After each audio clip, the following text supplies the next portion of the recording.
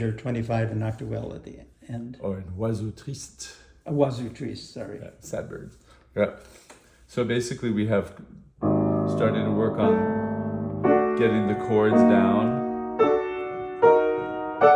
and just realizing that here's a variation. It's a rewritten D major chord. Here's an E flat minor.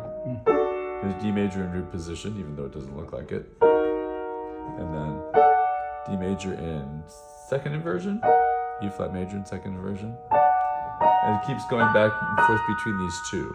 He doesn't go, he doesn't, so this second, there's root position. You don't ever get the, the first inversion. He goes from second inversion, root position, second inversion, root position, second inversion, root position.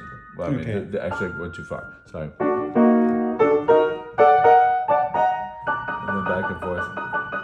And this is always as triplets. 1, 2, 3, 1, 2, 3, 1, 2, 3, 1, 2, 3, 1, 2, 3, 1, 2, 3, 1, 2, 3, 1, 2, 3, 1, 2, 3, 1, 2, 3, all the way to the end. And then you start adding in the 2 against 3 in the left hand until both hands become triplets. And then add in the chords.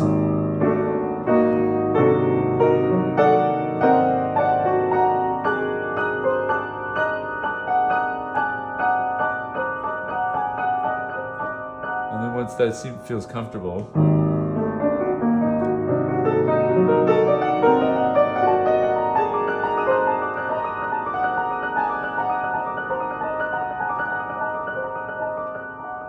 you have this magical shimmer of the piano. Yeah. And notice also that the tempo indication at the top of the page is long, slow, and almost ad lib. So you can, lots of rubato here. It's very, very much a Lisztian passage, but with Ravel's distinct harmonic flavor.